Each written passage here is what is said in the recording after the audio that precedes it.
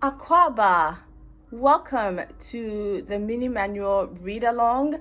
This is going to be the second episode. We're reading chapter 2.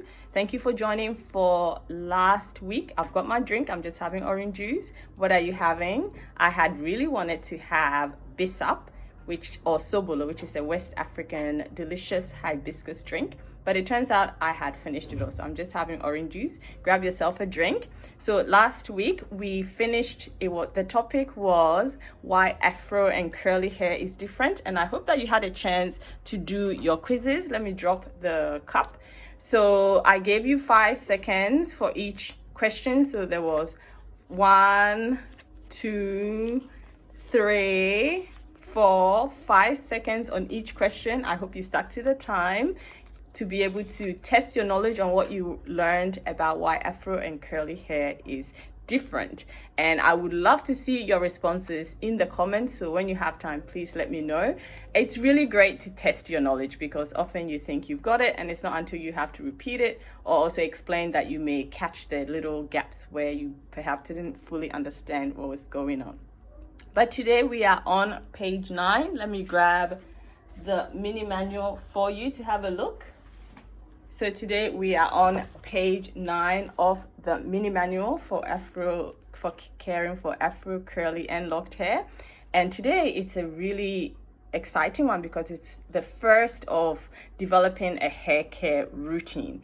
Now, before we go into it, I want to give you a chance to revise the quizzes. So I was going to go through it, but if you skip to 20 minutes in the talk from last week, you will see where the questions begin. I'm not going to actually go through it, I've realized, because I want to tell you a story instead.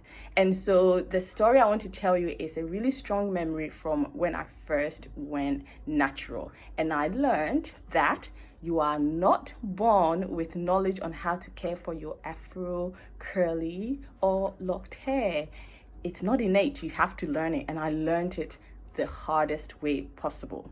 So I show up, this was back in 2008. I was working in medical research, as I still am. And I show up at work one day, totally different workplace. And we had a visiting student from the Netherlands, and she's a medical intern.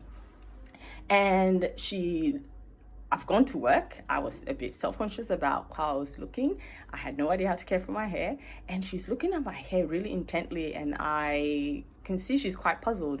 And she says, "Oh my goodness, your hair really is terrible." I was totally embarrassed. And the thing about me too at that time too is that I agreed with her. I had no idea how to care for my hair. The night before had been quite an unpleasant experience where I knew I had to wash my hair. I washed my hair. I didn't know the sequence. I didn't know the, deep conditioning. I didn't know, my hair being 4C hair had just balled up into this tight, shrunken ball. I hadn't known how to stretch it. I wouldn't even have had time because, I didn't know that all of these things take time. So this is why I'm exceptionally happy to be going through these series with you, this read along, so that you can avoid having these sorts of experiences and really be equipped with knowledge on how to care for your afro, curly, and locked hair. So this one is on developing a hair care routine. So if I was to go back to that comment that she made about my hair being really terrible, I don't agree with her, So this one, for instance, I washed it, and because I didn't want as much shrinkage after deep conditioning, I used a very lightweight serum heat protectant. Then I held the bases, and I always talk about having these ouchless hair bands, and I'm going to grab it to show you these ouchless hair bands that you can then hold the base of your hair with, then braided it and allowed it to stretch in that way. And once it stretched in that way, I went over it with a flat iron, and I know exactly what heat temperature setting to use so that I get a fluffier texture, but I don't damage my hair. And I also know that after this, I need to go And when it's time to reset the hair, I need to do deep conditioning and I need to be gentle and put strength, do a protein treatment and put strength back in. So no, I don't agree with it. I don't have terrible hair. It's just that I'm not born with knowledge on it and I need to acquire that knowledge. So let's get into chapter 2, which we're starting on page 9 of the mini manual. Grab your copy and let's read along. So it's creating a consistent hair care routine is key to maintaining healthy afro and curly hair. Every hair type is different, but the following steps are essential components of any good routine.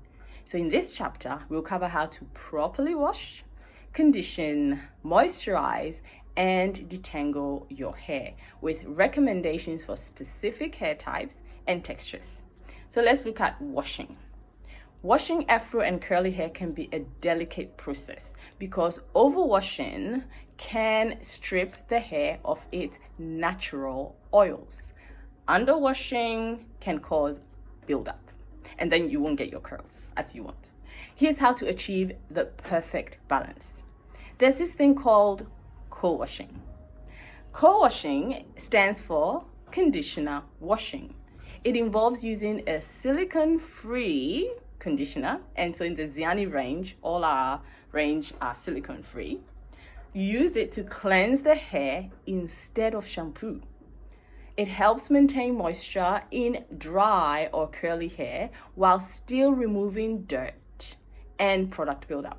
This type of washing is only to be used when your hair feels dry outside of your scheduled wash day. So if I go back to my example of when I had washed and really struggled, if you know it's during the weekday, your hair is super dry, you need a refresh, but you know you don't have time for all the processes that I would go through, then you can just wash with conditioner and that just resets the hair. It's called washing, but you're not really washing, you're just really infusing hydration. So you will need to come back to an actual proper wash. So it's designed to infuse hydration into the hair, but not to cleanse the hair. So let's say your wash day happens every week, every 7 days.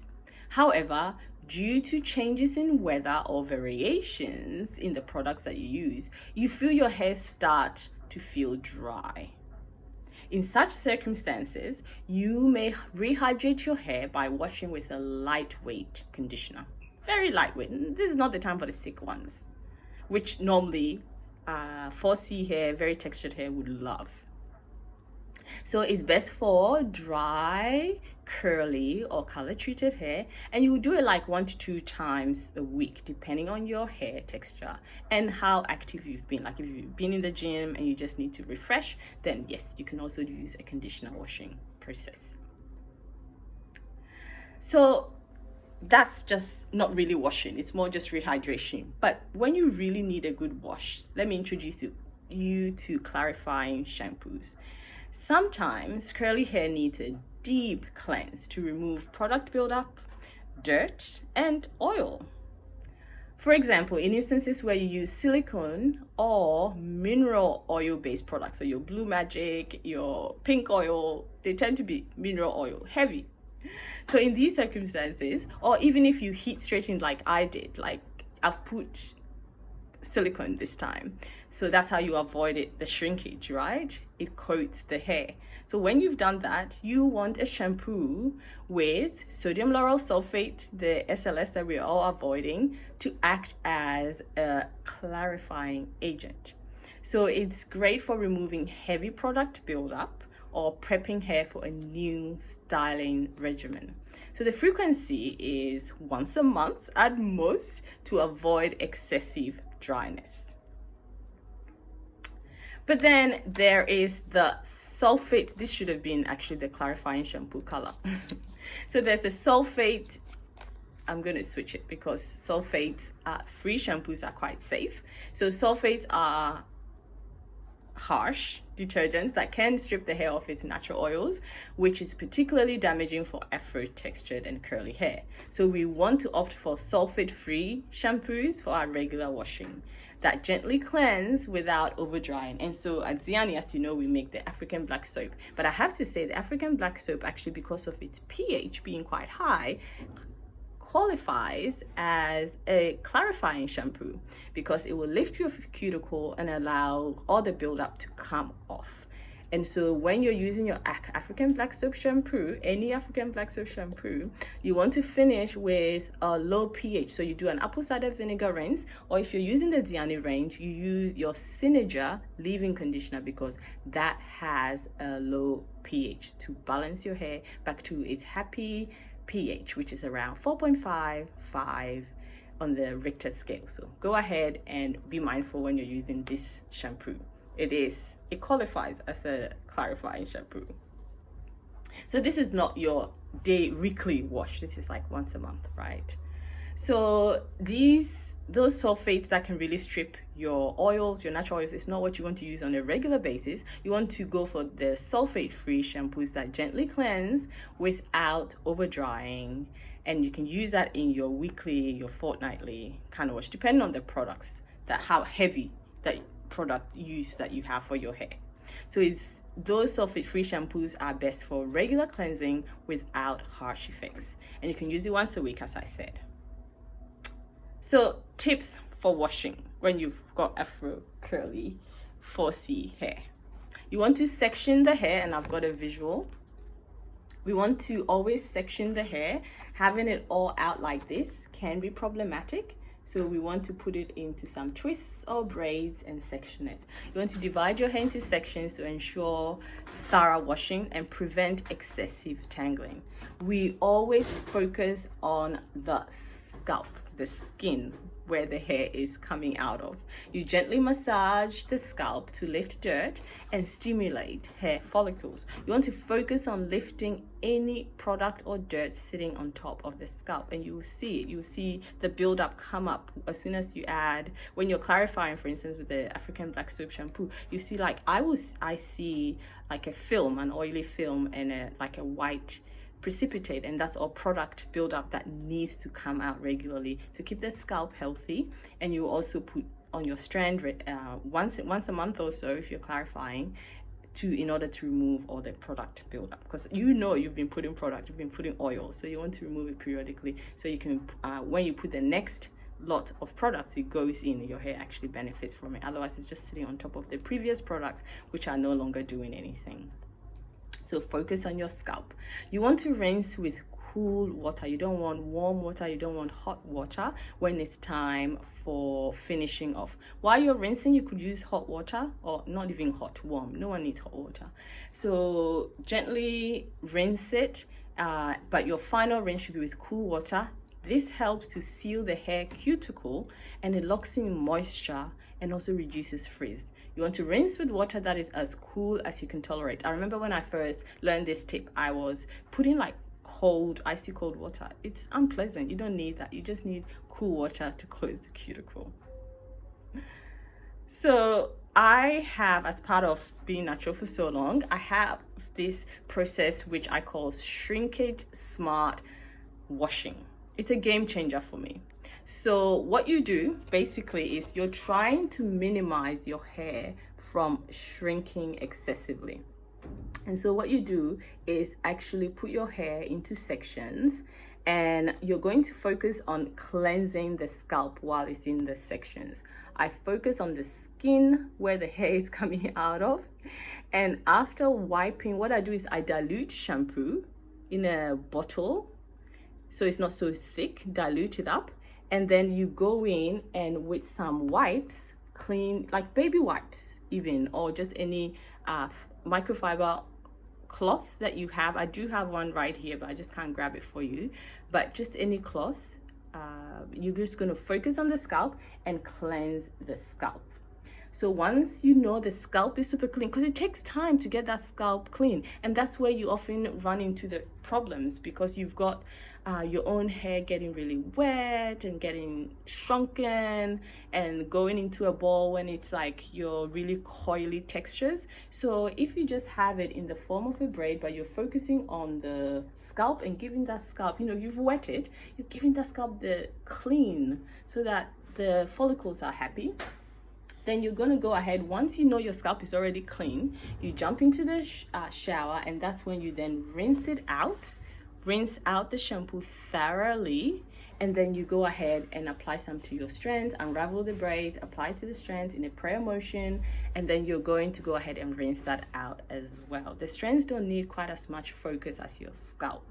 So you go ahead and do that, and now you have a clean scalp, you have clean hair, but you've minimized the time it's taking for the hair to shrink. And straight away, you're gonna go put it back into the braid, the twist, the bun, so that the hair continues to be stretched. And so you put in your conditioner, do your deep conditioning, rinse that out, put in your leave-in conditioner because you've used African black soap or a high pH product. Then you're gonna go and keep it braided, keep it twisted until it's dry. Once it's dry, then it will maintain that elongated shape. But if you allow it to be wet, then that's when the washing process can be a little bit unpleasant, as I experienced earlier in my journey. Well, not early, like for a very long time. So that's the shrinkage smart washing process. So after all the sections are twisted, you can now enter the shower. As I mentioned, you rinse your hair to remove as much product and dirt as possible, and do it as often. That's why I wanted you to do it outside of the shower. Do it multiple times so that you really now feel that the scalp is clean and you don't see any product build up. You know, you want to use the pads of your fingers, but you need to be thorough and to make sure that you're really lifting all the products off. And you're stretching to finish. That's like a non-negotiable, because if you don't stretch it on the 4C texture, then that's when you have more problems. When it's short hair, that's fine, but as it grows long, you will have problems with tangling. Like, that's just how it is if you're not stretching it. So let's talk now about conditioning and deep conditioning. Conditioning is vital. Let's go to another color, not a red one. We've had the blue. So conditioning is vital for replenishing moisture loss during washing. This step smooths the cuticle, the hair cuticle, and prepares it for styling. Now, deep conditioning treatments go further. They penetrate the hair shaft to repair and strengthen damaged hair. There are 2 types of conditioning, even 3 types. So there's the regular conditioning. So after each wash, you use a moisturizing conditioner. We don't sell these ones. You're meant to rinse it out. You don't leave it on for long, just 2 to 3 minutes. And you apply it. It should be applied generously, and the aim is to soften the hair because you've used the shampoo and it stripped your hair of all the oils. And it also makes detangling easier. So you apply it. And this one, you look for ones that have hydrating ingredients like shea butter, aloe vera, and glycerin. So once you've done that, you rinse it out. But there's a deep conditioning step. And if you're doing a deep conditioning step, you wouldn't use a rinse out conditioner just yet. You will use your deep conditioner. Deep conditioning is not a daily or regular application. It's more like once a month. So deep conditioner treatments deliver intense moisture and nutrients to the hair. They are especially beneficial for dry, damaged, or chemically treated hair.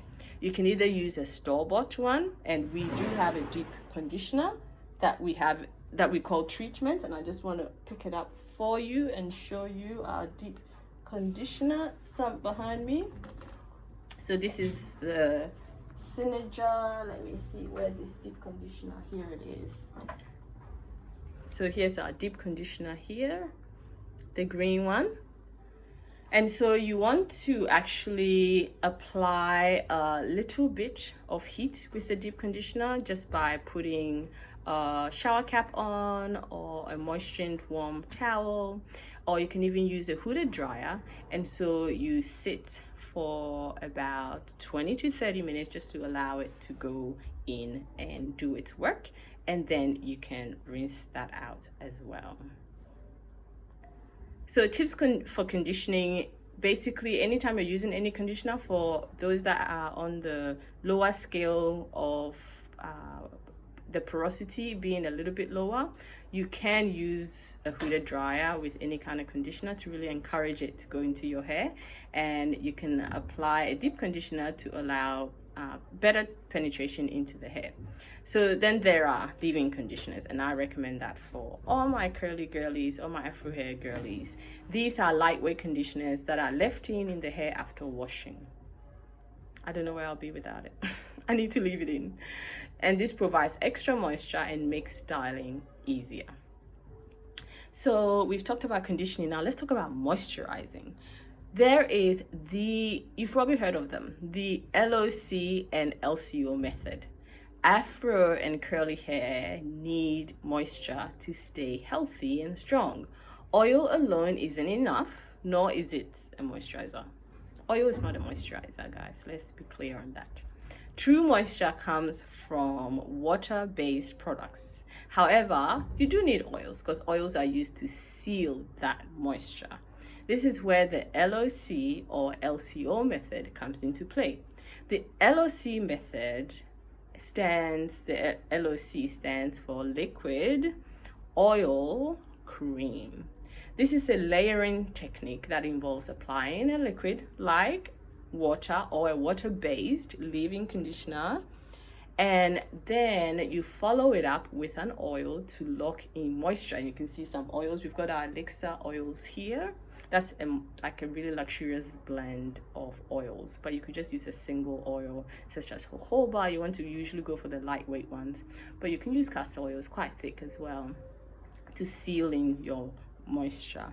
And then you go further with a cream to really lock it in. So this is where you don't want to be applying moisture, having to moisturize every day. If you then seal also with a cream, then you really buy yourself like an additional 3-4 days before you need to replenish and moisturize.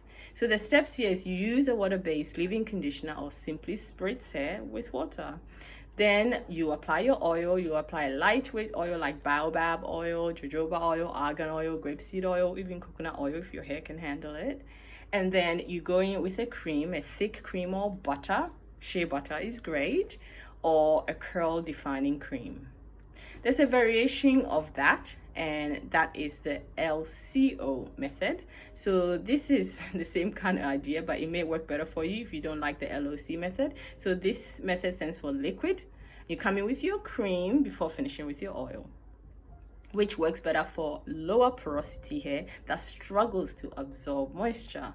So here you start with the water-based leave-in or water, then you apply the cream this time, and you then go in with your oil. You finish with the sealing oil, again jojoba or castor oil to lock in the moisture.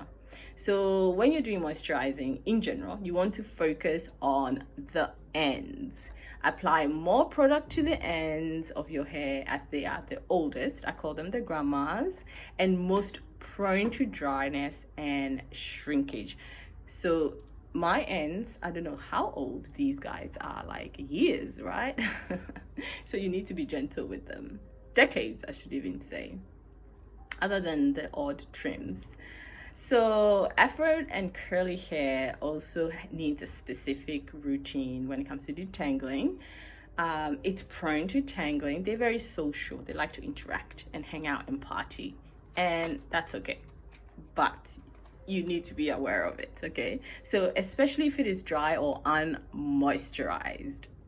Red card, don't have it unmoisturized when you're about to detangle or manipulate your hair in any way. If I was about to detangle this, we will be spritzing it lightly, not wet, just lightly, and then using an oil or conditioner before we handle it.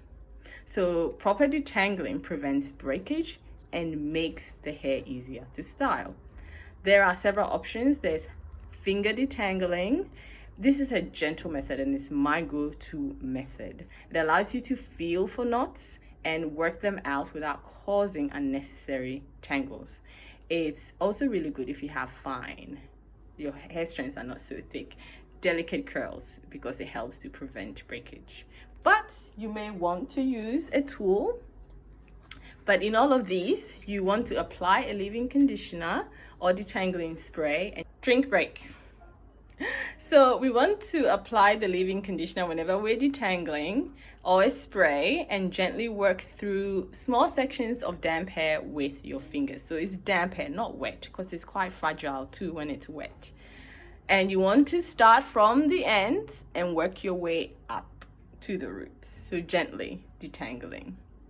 But you can use a tool. So there are other tools that some of you may prefer. So these wide tooth combs are available. So this is another effective way to detangle Afro-textured hair. Always work on damp hair or wet hair to prevent breakage. So once again, you will apply a leave-in conditioner or detangler. You start at the ends and work your way to the root if you're using a tool. So we're talking about detangling brushes, and I'm going to keep red here because I think you need to be a little bit careful with detangling brushes. There are special detangling brushes with flexible bristles that can also be used on curly or Afro-textured hair. These brushes glide through the hair more easily, minimizing tugging and breakage. So it's suitable for medium to thick hair types. But what you would need to do is use it on wet hair with a detangling product that has lots and lots of slip. You divide the hair into sections. This is generally a great idea for curly or afro hair. And brush gently from the ends up to the roots.